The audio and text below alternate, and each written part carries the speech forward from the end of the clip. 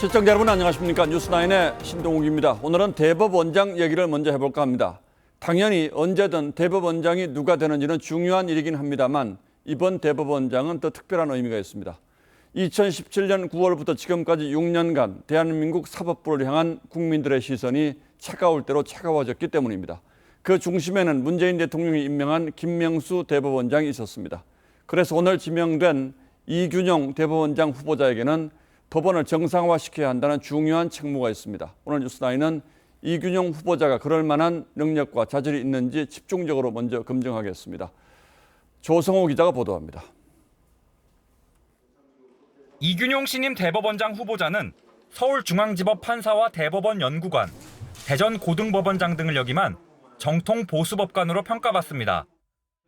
일본 판사들과 교류가 활발해 일본 통으로 분류되고 판사들의 엘리트 모임인 민사판례 연구회에서도 활동했습니다. 틱장애를 겪는 사람을 처음으로 장애인으로 인정하는 판결을 하는 등 사회적 약자의 인권 신장에도 전향적인 태도를 보여왔습니다. 장애인 인권 디딤돌상을 수상한 바 있고 사회적 약자의 인권을 신장하는 데 앞장서온 신망 있는 법관입니다. 지난해 김명수 대법원장의 거짓말 논란이 일었을 때는 사법 신뢰가 무너지고 법원이 조롱거리로 전락했다며 공개 비판했고 대장동 50억 클럽으로 거론된 권순일 전 대법관을 향해서도 거침없는 목소리를 냈습니다. 국민들 눈으로 보기에 공정하지 않는 것으로 볼 여지가 만들어졌다는 점에서 매우 당혹스럽게 생각하고 있습니다. 이 후보자는 국회 청문회와 본회의 의결을 거쳐 윤 대통령이 임명하면 6년간 대법원을 이끌게 됩니다. TV조선 조성호입니다. 대통령은 또 장관 2명과 차관 4명을 교체하는 집권 2년차 2차 개각을 단행했습니다. 교체 대상이 주로 경제부처여서 중요한 외교 일정이 마무리된 만큼 앞으로 국정 운영의 큰 축을 경제 살리기에 두겠다는 뜻을 분명히 했습니다.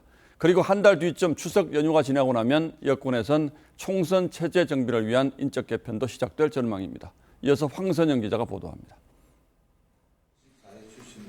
박문규 산업통상자원부 장관 지명자와 방기선 국무조정실장 내정자는 모두 기획재정부 출신입니다. 대통령실은 이제부터 국정의 중심은 경제라며 개별 부처보단 전체를 연결하는 역할과 조정 능력을 강조했습니다. 우리 산업과 기업이 세계 시장에서 주도해 나갈 수 있도록 여러 가지 갈등 과제들의 원만하고 조화로운 해결 방안을 찾을 수 있도록 기재부 1차관에 김병환 대통령실 경제금융비서관, 행안부 차관엔 고기동 세종시 부시장, 차관급 재난안전본부장은 이한경 재난관리실장, 해임된 이상래 행복청장 후임엔 김형렬 설비조합 이사장을 각각 내정했습니다.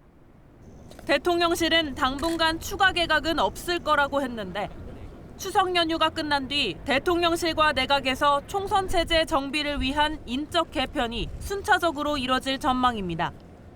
대통령실 수석급에선 이진복 정무수석과 강승규 시민사회수석, 김은혜 홍보수석의 총선 출마 가능성이 거론되고 있고 비서관급까지 포함하면 전희경 정무일 비서관과 주진우 법률비서관, 강명구 국정기획비서관 등 10여 명의 이름이 오르내립니다.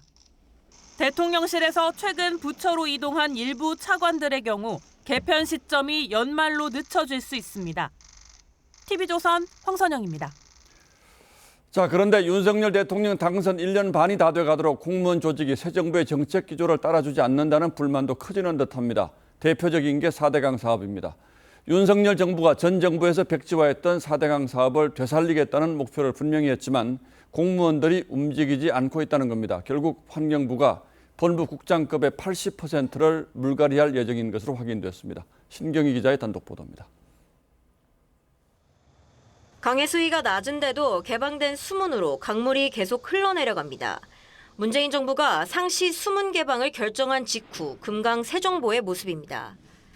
윤석열 대통령은 4대강 사업을 되살리겠다고 공약했지만 정권 2년 차인 지금까지도 사업은 지지부진합니다. 4대강 보는 수질, 생태, 이수, 치수 등 다양한 항목들을 종합적 과학적으로 분석해서 활용 방안을 마련하겠습니다. 이해환경부는 국장 12명 가운데 10명 정도를 교체할 예정인 것으로 확인됐습니다. 현 정부 국정기조에 공직사회가 적극적으로 따라오지 않는다는 판단 때문인 것으로 알려졌습니다. 정부 고위 관계자는 TV조선에 환경부 실장급 인사가 마무리되는 대로 본부국장의 80% 이상을 교체할 것이라고 말했습니다. 앞서 환경부는 차관과 1급 실장 3명 전원을 경질했습니다. 후임 실장 내정자 중 2명은 전 정부 때 환경부에 흡수된 국토부 물관리 전문가들로 채워질 전망입니다. TV조선 신경입니다. 예, 다들 너무나 잘 아시는 것처럼 김명수 대법원장 체제 사법부를 둘러싸고는 여러 논란이 많았습니다. 단지 진보냐 보수냐의 문제가 아니라 너무 한쪽으로 기울어진 운동장이라는 비판이 많았죠. 그렇다면 이균영 후보자에게 주어진 가장 큰 과제는 그 기울어진 운동장을 똑바로 되돌려 놓는 일이 되어야 할 겁니다. 법조를 취재하는 이재중 기자 나와 있습니다. 자, 이 기자 어서 오십시오. 자, 먼저 이균영 후보자 지명 배경부터 좀 더 자세히 설명해 주시죠. 네, 일단 이 사법부를 정상화할 수 있는 적임자를 찾았다는 게 대통령실의 뜻인 것 같습니다. 자, 그만큼 지금 김명수 대법원장의 체제가 비정상적인 상황이다. 이런 게 이 사법부에 대한 우리 이 행정부의 상황 인식인 것 같고요. 예. 자, 이 후보자는 대법관 출신이 아닙니다. 깜짝 발탁이라는 점에서는 김명수 대법원장과 비슷합니다만 법관의 경우 엘리트 판사 모임인 민사 판례 연구회 출신이고 대법원이 재판 연구관도 2번이나 역임하는 등 법원 내에서는 주류로 평가를 받고 있는 법관입니다. 성향은 보수 성향으로 평가가 되고 있고요. 소신이 분명하고 또 의견이 강한 편이라서 이 김명수 사법부에서 불거진 여러 가지 논란을 정상화할 수 있는 적임자로 판단을 한 것 같습니다. 예, 뭐 정상화라는 표현을 썼습니다만 좀 쉽게 표현하면 사법부 신뢰가 그동안 지난 6년 동안 너무 많이 무너졌다. 이제 이 부분을 어떻게 되돌려 놓느냐 이거 아니겠습니까? 네, 맞습니다. 김명수 사법부 가장 큰 문제로 지적됐던 점이 이 법원의 정치화입니다. 김명수 대법원장은 재임 기간 내에 이 코드 인사로 많은 비난을 받아왔습니다. 대표적인 진보 성향의 모임으로 분류되는 우리법 연구회 또는 또 국제인권법 연구회 출신들이 대거 대법관에 등용이 된 게 대표적인 예입니다. 예, 그 때문인지 정치적인 사건에 대한 재판은 뭐 고의적으로 지연시켰다 이런 평가도 있었죠. 네, 이 조국 전 대표적인 사건들을 먼저 살펴보면 조국 전 법무장관 사건 같은 경우는 기소 3년 2개월 만에 1심 판결이 나왔고 윤미향 의원의 정의기억연대 후원금 횡령 사건 2년 5개월이 걸렸습니다. 울산시장 선거 개입 의혹 같은 경우는 3년째 1심에 머무르고 있어서 이 김명수 체제에 대한 불신이 커지고 있는 게 사실입니다. 예, 3년 동안 1심 선고도 안 났습니까? 네. 참 놀랍군요. 자, 그리고 김명수 대법원장 스스로도 지금 뭐 수사를 받아야 하는 그런 상황 아닙니까? 네, 과거 그 사법농단에 연루됐던 임성근 고법 부장판사가 이 김 대법원장에게 사의를 표하자 김 대법원장이 이를 반려한 적이 있었는데요. 당시 국회가 법관 탄핵을 논의를 하고 있는 중이었습니다. 그래서 사표를 수리할 수 없다라는 취지로 임 부장판사에게 얘기했다는 의혹이 제기가 됐습니다. 그런데 김 대법원장이 이에 대해서 의혹을 부인하는 답변서를 국회에 보냈습니다. 그런데 이후에 임 부장판사가 김 대법원장과 대화한 녹취를 공개를 하면서 거짓말임이 드러나게 된 겁니다. 어쨌든 검찰이 이 사건을 수사를 하고 있는데 우리 사회 정의의 최후 보루로 여겨지는 사법부 또 그 조직의 수장이 거짓말을 했다는 사실이 드러난 것이라서 이 신뢰가 바닥에 떨어질 수밖에 없는 그런 상황이었습니다. 그리고 이 후보자가 이제 앞으로 원장이 되면 대법원의 구성은 이제 어떻게 바뀌게 됩니까? 네, 그렇습니다. 이 후보자가 대법원장에 만약 취임을 하게 된다면 13명으로 구성된 대법원 전원 합의체는 중도 보수가 8명, 진보 5명의 구도가 됩니다. 내년 말까지 대법관 6명이 교체가 되기 때문에 대법관의 구성원들도 빠르게 보수로 재편이 될 가능성이 높습니다. 그런데 평소 이 후보자가 사법의 정치화를 경계해야 된다 이런 말들을 소신으로 밝혀왔고 또 장애인이나 사회적 약자에 대해서 전향적인 판결을 한 경우가 많았기 때문에 판결의 균형이 잡히지 않겠느냐 하는 관측도 있습니다. 예, 뭐 일단은 너무 정치화됐다는 평가받는 사법부를 좀 이런 시간 안에 제자리로 돌려놓을 수 있는 그런 개혁을 기대해 보겠습니다. 예, 이재중 기자 잘 들었습니다.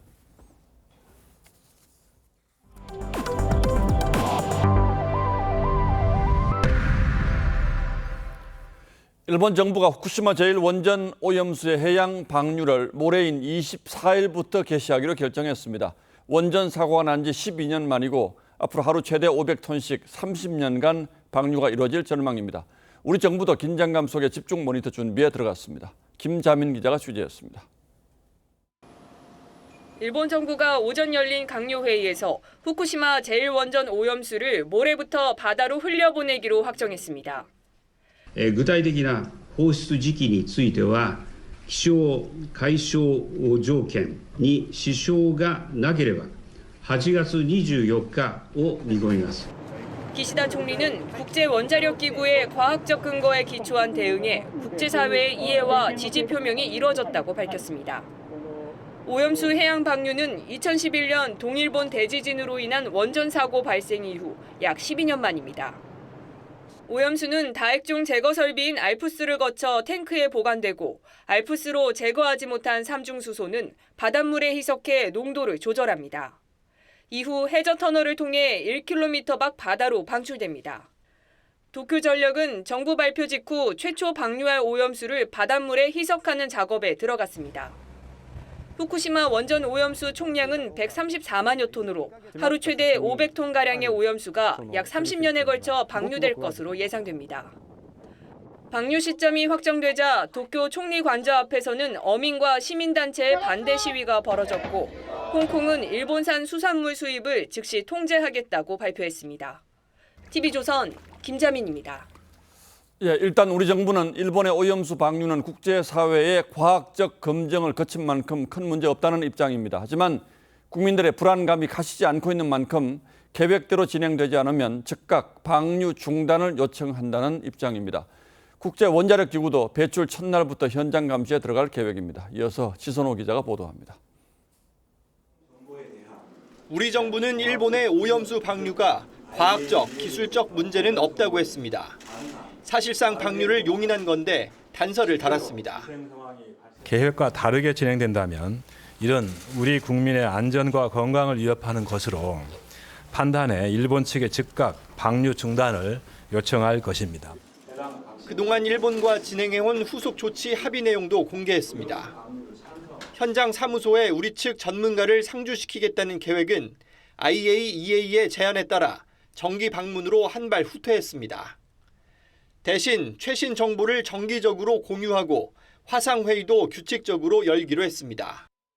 우리 정부는 IAEA가 제안한 방식이 우리 전문가 파견에 준하는 실효적 모니터링 방법이라고 판단했으며 또 한일 규제 당국과 외교 당국의 한 라인을 구축하고 오염수 관련 데이터는 1시간 단위로 홈페이지에 게시하기로 합의했습니다. 오늘 오염수 방류 날짜가 결정되자 라파엘 그로시 IAEA 사무총장은 한국 정부와 국민들을 상대로 한 별도의 성명을 냈습니다. 그로시 사무총장은 배출 시작 당일부터 현장에서 감시와 평가 활동을 계속해 나가겠다며 한국의 최신 정보를 정기적으로 제공하겠다고 밝혔습니다. TV조선 지선호입니다. 정치권의 신경전도 따라서 고조되고 있습니다. 민주당은 장외투쟁을 선언했고 여당은 제1야당의 괴담 정치에 어민들의 피해만 커지고 있다고 비판에 나섰습니다. 정치권의 반응은 이광희 기자가 취재했습니다. 후쿠시마 오염수 해양 투기에 반대한다. 일본 정부의 오염수 방류 결정 발표 직후 민주당은 국민안전 비상사태를 선포했습니다. 긴급 의원총회에선 장외투쟁도 선언했습니다. 범국민적으로 반대운동을 함께하고 국제사회와 연대하고 국회 차원에서 할 수 있는 일을 다 하겠습니다. 일부 의원들은 주한 일본 대사관 앞에서 규탄 회견을 가진 뒤 방류 반대 결의문을 전달하려다 경찰과 실랑이도 벌였습니다. 경찰이 왜 일본 앞잡이 노릇을 민주당은 주말까지를 100시간 비상행동 기간으로 정해 내일부터 국회와 도심에서 연쇄 집회를 열고 일본에도 반대 집회에 참여할 의원단을 파견하기로 했습니다. 국민의힘은 과학적 검증이 우선이라며 수산업계 보호 대책부터 마련해야 한다고 했습니다. 특히 민주당이 어민 피해는 나 몰라라 하고 악성 괴담으로 이재명 사법 리스크를 덮으려 한다고 비난했습니다. 과학적 근거 없는 비난 일색에 막무가내 공격과 선동에 나서더니 또다시 괴담 정치에 살을 걸었습니다. TV조선 이광희입니다. 예, 마침내 올 것이 왔고 수산물 시장에는 이미 찬바람이 불고 있습니다. 방류 논란 자체로 손님이 크게 준 데다 일본이 방류를 시작하면 그 여파가 앞으로 얼마를 갈지 가늠하기 어려운 상황입니다. 당장 추석이 다가오는데 말이죠. 실제로 상황이 어떤지 김동영 기자가 부산 자갈치 시장을 찾아가 봤습니다. 점심시간이지만 수산물 시장 안은 한산합니다. 수조마다 수산물이 가득 차 있는데 직접 구매하는 사람은 드뭅니다. 원전오염수 방류 논란이 벌어진 뒤 몇 달간 계속되는 모습입니다. 오염수 방류한다 자꾸 그런 소리를 하니까나 세 번 올 손님도 한 번도 얼뚱말뚱이라고 그래 그때부터 지금 장사가 다 안 되고 있어요. 여기에 오염수 방류 시점이 당장 이틀 뒤로 결정되면서 수산업계의 걱정은 더욱 커졌습니다. 타격이 크죠. 장사하는 입장에서는 방송 보고 고객들이 오시고 하는데 영향이 없다고 볼 수는 없어요. 점심시간이면 빈자리를 찾아보기 힘든 곳이지만 지금은 곳곳에서 개점 휴업 상태인 가게들이 적지 않습니다. 급한 마음에 어민들은 자체 방사능 검사까지 진행하고 있지만 이동식 방사능 기 가지고 매일 검사를 합니다. 한 번도 방사능이 추출된 적이 한 번도 없습니다. 믿어주십시오. 시민들 불안감은 여전합니다. 만반에 이제 그 방비를 해가지고 방류하겠지만도 그러나 이제 우리가 확신을 하지 못하니까 뭐 걱정은 되지. 전국에서 시민단체들의 오염수 방류 반대 집회가 이어지는 가운데 부산시는 방사능 감시 장비를 추가 도입해 오염수 방류에 대비하겠다고 밝혔습니다. TV조선 김동영입니다. 쌍방울 대북 송금 재판에선 지난 대선 민주당 경선 당시에 이재명 후보 캠프에 1억 5천만 원을 쪼개기 후원했다는 김성태 전 쌍방울 회장의 새로운 진술이 나왔습니다. 이 대표 측으로부터 고맙다는 말도 들었다고 증언했습니다.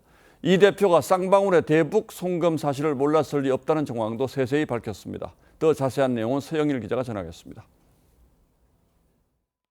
지난 2021년 7월 대선 경선 당시 이재명 캠프에 정치자금을 낸 후원자 명단입니다. 김성태 전 쌍방울 회장이 정치자금 1인 한도인 1,000만 원을 낸 것으로 돼 있습니다. 김 전 회장은 재판에서 이화영 전 부지사가 경선 첫날에 후원금이 이낙연 후보보다 압도적으로 많이 들어오면 좋겠다고 후원을 요청했고 직원 명의까지 동원해 1억 5천만 원을 후원했다고 주장했습니다. 이후 이 전 부지사를 통해 이 대표도 알고 있다는 말을 들었다고 덧붙였습니다. 김 전 회장 말대로라면 쌍방울과 이재명 대표 측 모두 쪼개기 후원을 금지한 정치자금법을 위반한 겁니다. 김 전 회장은 이재명 대표와 2차례 통화했는데 스마트팜 사업 비용 500만 달러와 이 대표 방북비 300만 달러를 대납하기로 약속했을 때였다고도 증언했습니다. 김 전 회장은 이 대표도 알고 있는지 확인하기 위한 암시적인 통화였다고 설명했습니다. 검찰은 이 대표를 제3자 뇌물 혐의로 입건하고 소환 시기를 저울질하고 있습니다. 황당한 얘기죠. 검찰은 이르면 이달 말쯤 이 대표를 소환해 쌍방울의 대북 송금을 알았는지를 집중적으로 조사할 예정입니다. TV조선 서영일입니다. 코인 문제로 물의를 빚은 김남국 의원이 국회 윤리특별위원회의 최종 징계 결정을 앞두고 돌연 다음 총선에 불출마하겠다고 선언했습니다. 그 덕인지 일단 징계 결정은 오늘에서 오는 30일로 미뤄졌습니다. 민주당은 김 의원의 불출마 선언을 큰 상황 변화라고 주장하며 결정을 연기하자고 주장했습니다. 보도에 장세희 기자입니다. 김남국 의원에 대한 징계 수위를 결정하는 국회 윤리특위 소위원회 회의를 45분 앞두고 김 의원이 SNS에 올린 글입니다. 심의 결과와 관계없이 22대 총선에 불출마하겠다며 임기 끝까지 책임을 다하고 싶다고 썼습니다. 그러자 오전 회의는 40분 만에 중단됐고 오는 30일로 징계 결정을 미뤘습니다. 당초 제명 결정이 유력한 것으로 알려졌지만 김 의원의 불출마 선언 이후 민주당 의원들이 돌연 연기를 요구한 겁니다. 어느 정도로 평가해야 될 건지에 대한 논의가 필요하다고 판단이 돼서 민주당을 탈당한 김 의원은 징계 여부와 상관없이 당원 당규상 민주당 복당이 쉽지 않아 내년 총선 출마가 현실적으로 어려워졌다는 전망이 많았습니다. 그런데도 민주당이 징계 결정을 미루자 당내에선 불출마 선언이 문제를 희석할 순 없다. 당 지도부는 온정주의를 버려야 한다는 비판이 나왔습니다. 윤리특위가 오는 30일 자문위 권고대로 제명안을 의결하면 본회의로 넘어갑니다. 김 의원 제명이 확정되려면 본회의에서 국회 재적의원 3분의 2 이상이 동의해야 합니다. 하지만 불출마 선언으로 다수당인 민주당 기류에 변화가 감지되면서 출석 정지 등으로 수위가 낮아질 거란 가능성이 있습니다. TV조선 장세희입니다. 현금 4천만 원가량을 훔쳐 달아난 대전 신협강도가 사건 발생 이틀 뒤 베트남으로 출국한 것으로 파악됐습니다. 이 사건 초기 경찰이 용의자를 특정하지 못하는 사이에 해외로 나가버린 건데요. 은행강도 한 명에 수사관 250명이 투입된 걸 감안한다면 이 경찰 수사가 허술했다는 지적을 피하기 어려워 보입니다. 김다로 기자입니다. 한 남성이 정비소 안팎을 한참 서성입니다. 잠시 후 은색 SUV 차량을 타고 사라집니다. 이 남성은 지난 18일 대전 신협에서 현금을 훔쳐 달아난 47살 남성 A씨입니다. A씨는 이 차량을 지인에게 빌린 지난 4일부터 최소 2주 동안 은행강도 범행을 계획한 것으로 추정됩니다. 경찰은 이 차량 소유주를 통해 범행 나흘 만인 어제 A씨의 신원을 확인했습니다. 신원을 파악하고 출국 기록을 확인해보니 A씨는 이미 하루 전인 지난 20일 오전 인천공항을 통해 베트남으로 달아난 상태였습니다. 경찰이 A씨의 신원을 뒤늦게 확인하면서 출국 금지 조치를 하지 못하며 놓친 겁니다. 옷을 계속적으로 갈아입고 이동 수단도 여러 개를 갈아하면서 이동을 했기 때문에 특정하는 데 좀 시간이 많이 걸렸습니다. 경찰은 사건 발생 직후 대전 6개 경찰서 형사 등 250여 명을 투입해 A씨 뒤를 쫓았지만 수사는 한 발씩 늦었습니다.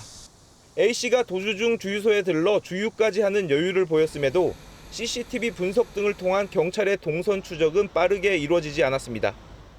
경찰은 국제공조 수사를 통해 A씨의 신병을 확보할 계획인데 인근 국가로 미립국할 가능성도 배제할 수 없어 실제 검거까지는 상당한 시간이 걸릴 것으로 예상됩니다.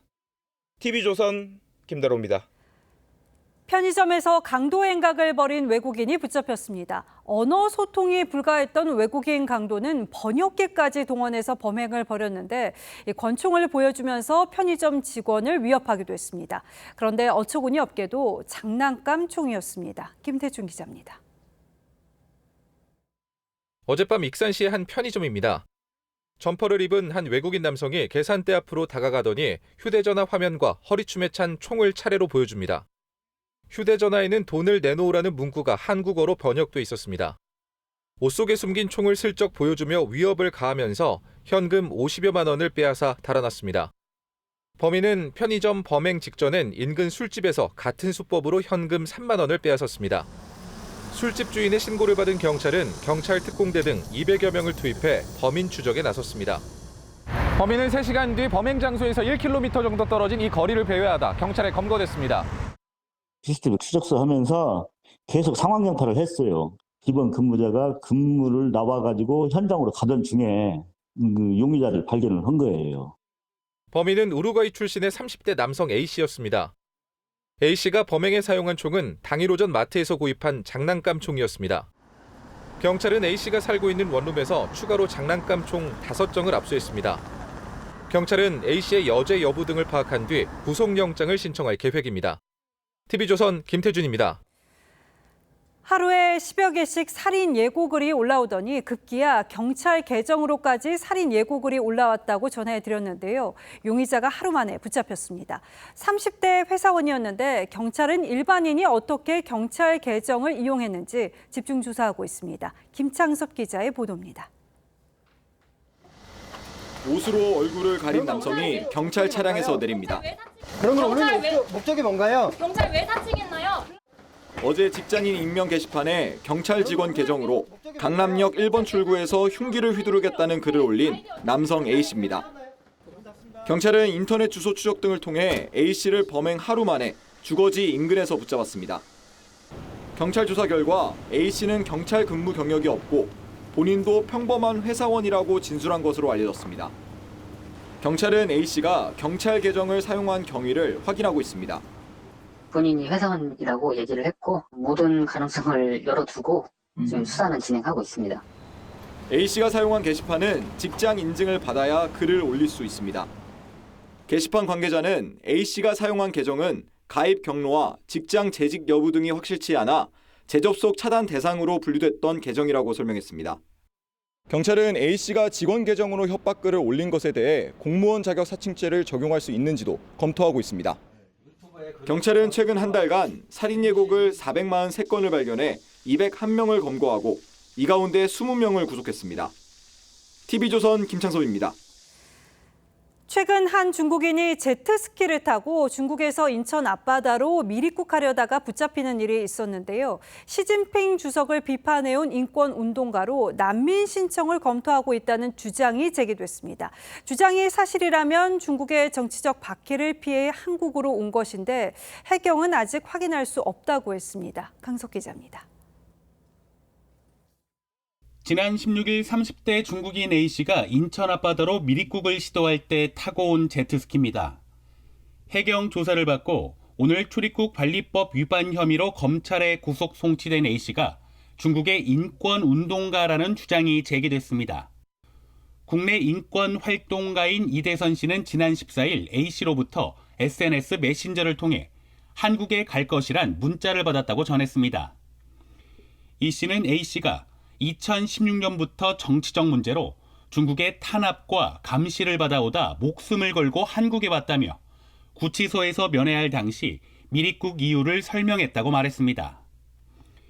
이 씨는 A씨가 한국이나 제3국으로 난민 신청을 계획하고 있다고도 했습니다. A씨는 지난 2017년 시진핑 국가주석을 풍자한 티셔츠를 입은 사진을 SNS에 올린 혐의로 징역 1년 6개월을 선고받고 출국 금지 조치도 당한 인물입니다. 난민의 배제 사유가 아닌 이상은 난민으로서 이제 심사하도록 법에서도 정하고 있고 협약도 정하고 있습니다. 해경은 미입국을 시도한 중국인의 신원이나 구체적인 동기에 대해선 확인할 수 없다고 밝혔습니다. TV조선 강석입니다. 새만금 잼버리 대회 파행으로 김현숙 여가부 장관 책임론이 커지고 있는데요. 특히 김 장관은 현장을 지키라는 총리의 지시에도 16km 떨어진 생태 탐방원에 묵은 게 드러나서 논란이 됐었죠. 이 생태 탐방원은 에어컨과 샤워 부스 등이 잘 갖춰진 숙소로 당시 여가부는 신변 위협 때문이라고 했는데 실제로는 사흘 전부터 계속 이곳에 머문 것으로 드러났습니다. 박지훈 기자가 보도합니다. 지난달 개장한 변산반도 생태탐방원. 앞으로는 서해 바다가 보이고 뒤로는 산을 끼고 있습니다. 새만금 잼버리 야영지와는 차로 20분, 16km 떨어져 있습니다. 새만금 잼버리 대원들이 폭염과 모기로 고생할 때 김현숙 여가부 장관은 이곳에 머물렀습니다. 한덕수 국무총리가 지난 3일 대회가 끝날 때까지 현장을 지키라고 지시했지만 옮기지 않았습니다. 반면 이상민 행정안전부 장관과 김관영 전북지사가 현장에서 야영했습니다.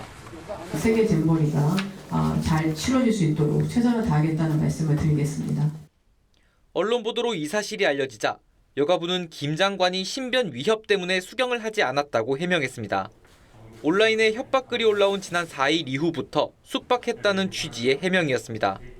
하지만 실제 김 장관은 지난 1일부터 새만금에서 철수한 8일까지 줄곧 이곳에 머문 것으로 확인됐습니다. 여가부는 TV조선에 현장을 지키라는 의미가 반드시 수경을 해야 한다는 건 아니라고 해명했습니다. TV조선 박지훈입니다. 최근 신축 아파트에서 철근 누락 사태가 벌어져서 순살 아파트라는 비아냥이 나왔죠.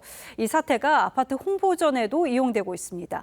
이례적으로 건축 공법을 앞세우는가 하면은 철근 있는 아파트라는 현수막이 전면에 내걸렸습니다. 보도에 정수양 기자입니다. 추가 입주자를 모집 중인 경기도의 한 아파트. 건축공법으로 벽식 구조가 사용된 점을 홍보합니다. 입지나 상품성을 내세우는 게 일반적인데 이례적으로 벽식 구조를 전면에 내세웠습니다. 포비아라는 말이 나올 정도로 무량판에 대한 우려가 커진 상황을 염두에 둔 겁니다. 걱정하시는 분들이 많을 것 같아서 광고라는 것 자체가 시장 흐름을 무시할 수 없는 거니까.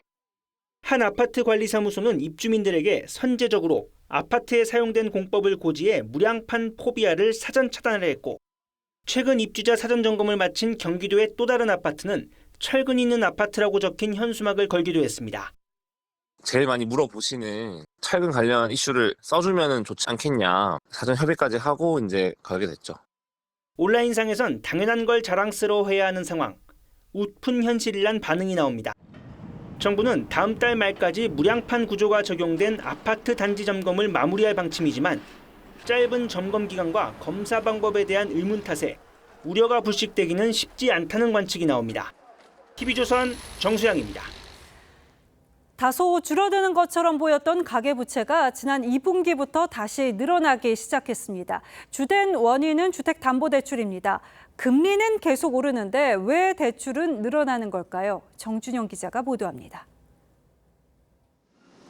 서울 강남의 한 아파트 단지. 2년 전 전용 161제곱미터가 45억 원에 팔렸는데 지난달 54억 원에 손바뀜되면서 신고가를 다시 썼습니다. 높은 호가에도 매물이 올라오기 무섭게 팔려나간다는 게 주변 공인중개사의 설명입니다. 시세가 없다 보니까 물건이 없습니다. 지금 본인 집 팔고 오시면서 갭 차이 있으시면 그냥 대출 받아버리시는 거죠. 앞으로 집값이 더 오를 거란 판단에 대출을 받아서라도 매수에 나선 겁니다.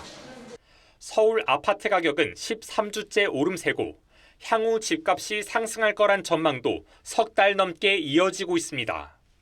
이에 따라 지난 2분기 주택담보대출은 1,031조 원으로 역대 최대치를 기록했습니다. 점차 줄어들던 전체 가계부채도 반년 만에 상승세로 전환됐습니다.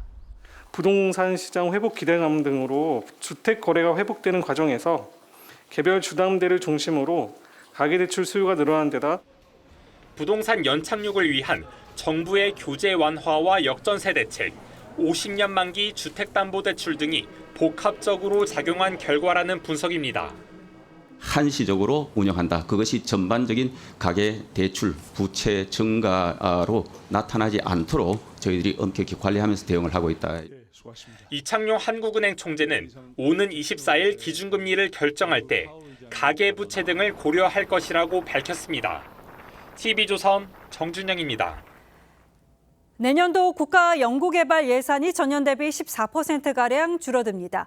국가 연구개발이라는 게 국가 발전을 위한 기초 체력을 쌓는 것이어서 정부도 투자를 아끼지 않았습니다만 새는 돈이 많았습니다.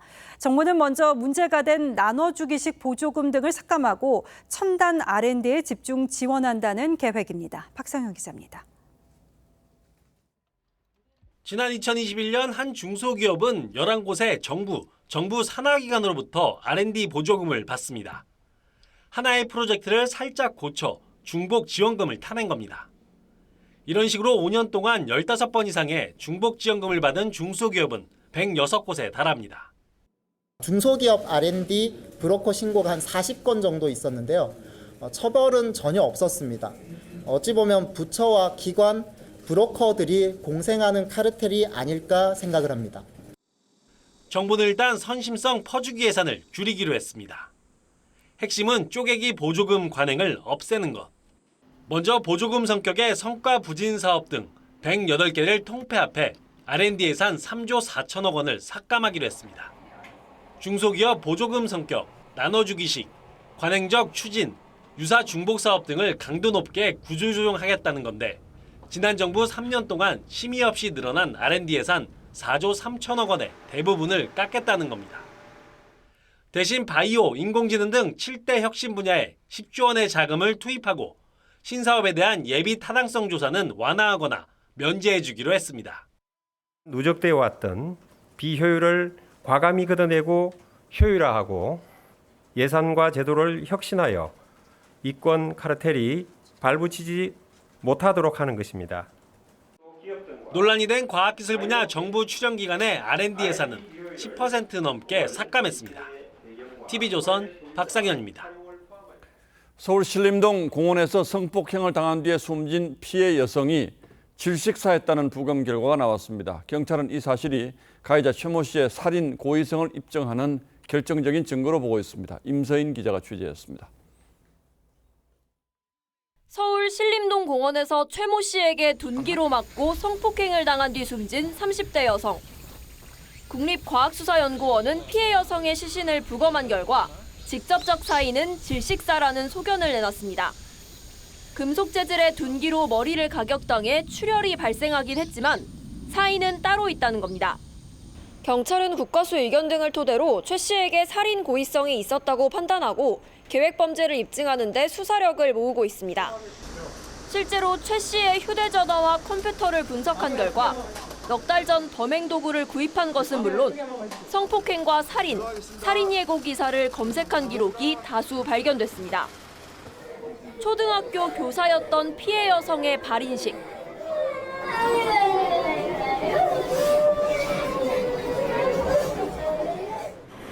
동료 교사들과 제자들은 마지막 길을 지키며 눈물을 훔쳤습니다.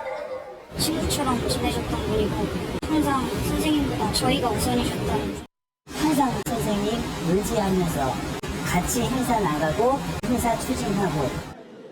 경찰은 내일 가해자 최 씨의 신상 공개 여부가 결정되는 대로 머그샷을 공개할 예정입니다. TV조선 임서인입니다. 공공장소에 보안 CCTV를 처음 설치했을 때 인권 침해 논란이 있었습니다. 그런데 이번 신림동 살인 사건의 범인은 CCTV가 없는 장소를 미리 골랐다고 했습니다. 그렇다면 CCTV 설치를 늘리는 건 어떨지 따져보겠습니다. 자, 홍영 기자, 그런데 요즘 웬만한 데는 다 CCTV가 있지 않습니까? 네, 이번에 범행이 일어난 서울 관악구만 해도 공공 CCTV가 설치된 지점이 1,600곳이 넘습니다. 한 지점에 서너 대씩 모두 5,500여 대인데요. 이 주택가나 도로 주변에 빽빽하게 몰려 있습니다. 예. 하지만 피해자가 숨진 공원 주변 산책로는 이렇게 텅 비어 있는 사각지대였습니다. 예, 지도를 보니까 정말 빽빽한데 그런데도 이렇게 빈 곳이 있으니까 그런 곳에 CCTV 늘리면 어떨까 이런 생각이군요. 네, 그런데 이 CCTV 수량만 놓고 보면 서울은 이미 세계적으로 손에 꼽히는 도시입니다. 통제가 심한 중국을 제외하면 전 세계 주요 도시 가운데 단위 면적당 CCTV 대수는 서울이 두 번째로 많았습니다. 상위권에 든 인도 주요 도시나 뉴욕, 모스크바는 범죄 발생률이 낮은 편도 아닙니다. 자, 그러니 단순히 CCTV 숫자가 중요한 건 아니다. 이렇게 볼 수도 있겠습니까? 네, 맞습니다. 전문가들은 정말 CCTV가 있어야 할 곳에 있는지가 중요하다고 지적합니다. 현재 지자체들은 CCTV 설치를 할 때 범죄 발생 위험이 높은 곳보다는 주로 주민들의 민원에 따라 정하는 경우가 많다는 겁니다. 예를 들어서 112 신고 전화가 제일 많이 온 곳 또는 범죄가 제일 많이 발생한 곳, 가로등이 가장 적은 곳 이런 통계를 기반으로 가장 위험한 곳에 순서대로 경찰과 구청이 합동으로 한다면 좋겠죠. 예, 무작정 설치할 것이 아니라 객관적인 자료를 토대로 해야 하고 또 설치한 뒤에는 관리도 중요하겠군요. 네, 맞습니다. 일단 관리 인력이 턱없이 부족합니다. 지난해 관제 인력 1명이 감시하는 CCTV는 357대였고 서울은 1인당 764대로 전국 17개 시도 가운데 가장 많았습니다. 행안부가 권고한 1인당 50대를 넘어도 한참 넘죠. 관악구는 관제 인력 4명과 경찰 1명 이렇게 5명이 5,500대를 보고 있습니다. 1인당 1,000대도 넘는 셈입니다. 꼭 공간적 사각지대뿐만이 아니고 인프라에 구멍이 뚫려 있는 점도 하나의 문제점입니다. 그래서 취약 지역의 모니터링과 즉각적인 행동 제지할 수 있는 부서도 함께 존재해야 됩니다. 자, 그렇다고 CCTV 보는 인력을 갑자기 확 늘리기도 어렵지 않겠습니까? 네, 그래서 인공지능을 활용해서 영상을 분석해 이상 징후를 탐지하는 지능형 CCTV 비중을 더 늘려야 한다는 지적이 나옵니다. 또 CCTV를 설치하기 어려운 공중 화장실 같은 곳은 사람의 동작을 인식하는 고주파 레이더가 대안이 될 수 있습니다. 예, CCTV 추가 설치 말고 어떤 흉악범죄 대책들이 또 나왔습니까?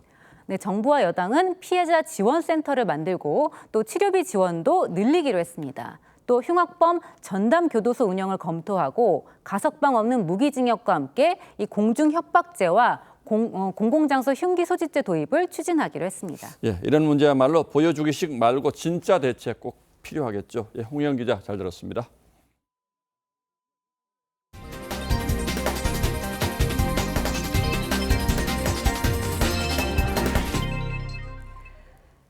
북한이 지난 5월 발사에 실패했던 군사 정찰 위성을 이달 중 정확히는 오늘 24일부터 31일 사이에 다시 발사하겠다고 국제 해사기구 조정국인 일본 정부에 통보했습니다. 어제 시작돼 이달 말까지 진행될 예정인 한미 연합 연습을 겨냥하는 동시에 또 북한 정권 수립일인 구구절을 앞두고 벌이는 과시용으로 보입니다. 고민성 기자입니다. 북한이 군사정찰 위성을 발사하겠다며 일본 정부에 통보한 시기는 오는 24일 자정부터 31일 자정 사이입니다. 북한은 지난 5월 동창리에서 발사한 군사정찰 위성이 엔진 고장으로 서해로 추락하자 추가 발사를 예고했습니다. 발사 실패의 원인과 교훈을 철저히 분석하고 빠른 시일 안에 군사정찰 위성을 성공적으로 발사함으로써 북한은 일본 측의 정찰 위성 발사에 따른 해상 위험구역으로 북한 남서쪽 서해 해상 2곳과 필리핀 동쪽 태평양 해상 1곳을 통보했습니다.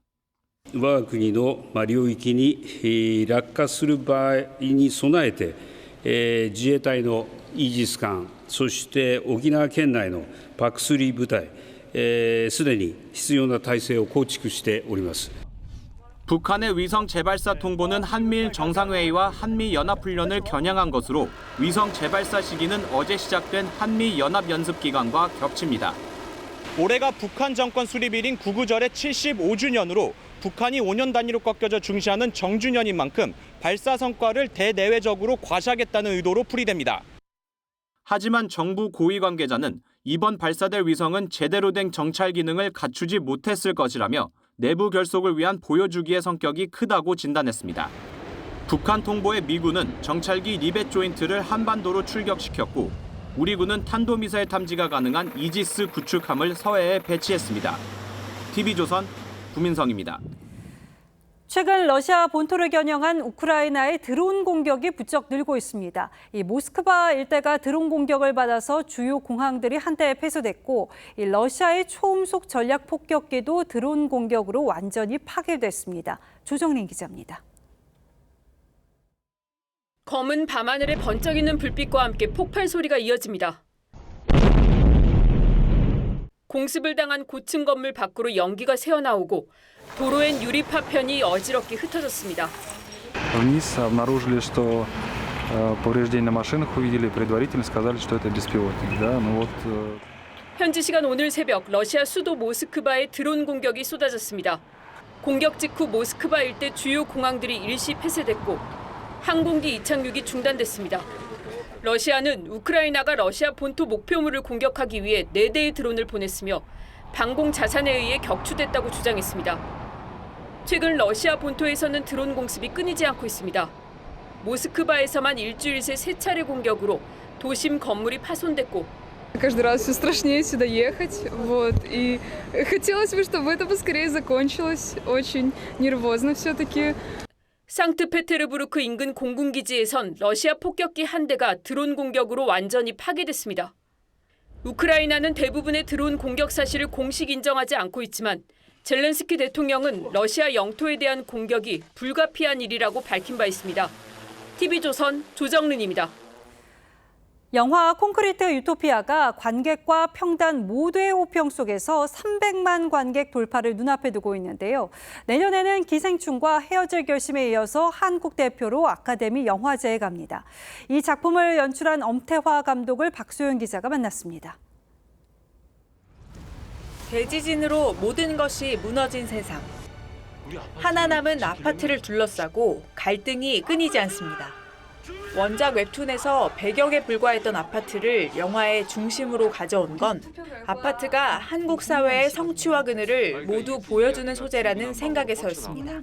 한국에서 아파트만큼 보편적이고 모든 사람들이 공감할 만한 장소가 또 있을까라는 생각을 하게 됐고요. 저도 아파트에서 나고 자란 사람이기도 해서. 사회적 메시지와 장르적 쾌감을 한데 버무리는 연출력에 영화계에선 호평이 쏟아졌습니다. 포스트 봉준호라는 부담스럽지만 감사한 별명도 생겼습니다. 그 영화를 보면서 공부했고 따라하려고 노력했고 이러면서 자기 색깔로 이걸 어떻게 만들지에 대한 공부를 하면서 왔다고 생각하고. 사회의 단면을 포착해 영화화하는 것은 첫 장편인 인투기 때부터 발휘해온 장기. 제가 가지고 있는 화두를 이야기하기 위해서 이런 사회 현상들을 가져오는 것 같고 저만의 좀 장르적인 방식으로 풀어내는. 엄 감독은 앞으로도 자신의 언어로 우리 세대의 이야기를 계속하겠다는 포부를 밝혔습니다. TV조선 박소영입니다.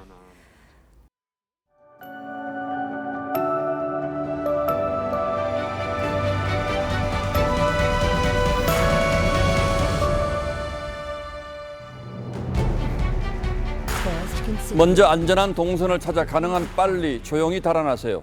안전하게 움직일 수 없으면 숨으세요.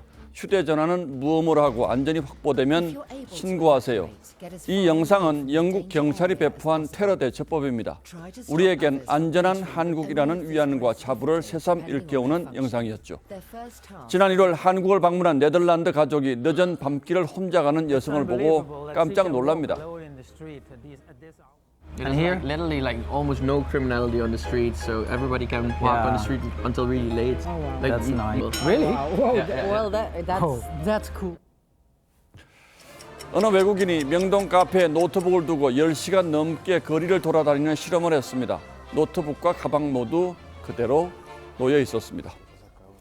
우리는 길을 가다 소매만 스쳐도 인연이라고 말해왔습니다. 난 모르는 사람도 괜히 살갑게 대하기를 미덕으로 알죠. 그런데 어느새 소매만 스쳐도 무서운 세상이 되어버렸습니다. 사방을 두리번거리며 오가는 사람을 조심하느라 바쁩니다. 지하철 객차 바닥에 신발과 가방들이 이렇게 널브러져 있습니다. 얼마 전 승객들이 한꺼번에 도망치면서 뒤엉켜 7명이 다친 바로 그 현장입니다.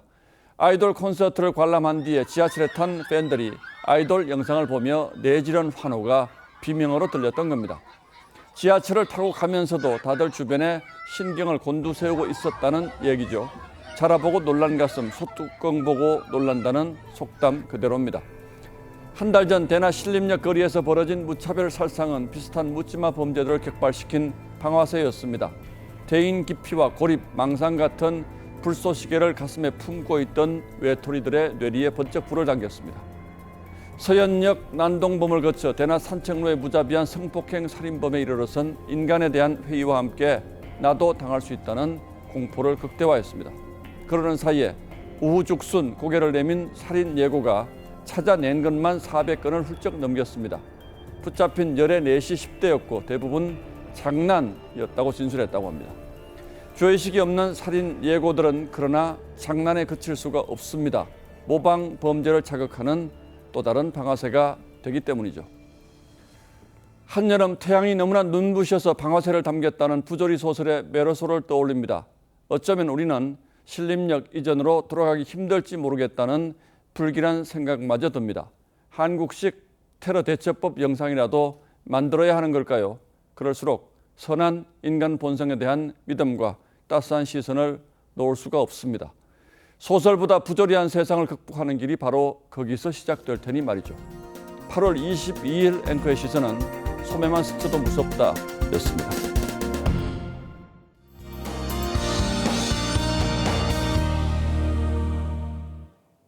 종일 서쪽을 중심으로 강한 비가 오락가락 이어지고 있습니다. 서쪽 지역 곳곳으로 호우특보가 내려진 가운데 내일까지 중부와 호남, 제주를 중심으로 집중호우가 예상되고요. 시간당 30에서 60mm로 강하게 쏟아지겠습니다. 또 내일은 비가 전국으로 확대되겠습니다. 내일까지 서울을 포함한 수도권과 충남 서해안, 제주 산지에 최대 150mm 이상의 큰 비가 내리겠고요. 강원과 전라 해안, 지리산 부근으로도 120mm 이상의 많은 비가 예상됩니다. 비 피해 없도록 조심하셔야겠습니다. 내일은 전라 해안과 제주에 강풍까지 가세하겠습니다. 시설물 점검 철저하게 해주시기 바랍니다. 내일까지 영남 지역 폭염이 이어지겠습니다. 서울은 낮 동안 27도 선에 그치겠습니다. 모레 목요일에도 전국적으로 비가 내리겠습니다. 날씨였습니다. 8월 22일 화요일 뉴스9은 여기서 모두 마치겠습니다. 시청해주신 여러분 고맙습니다.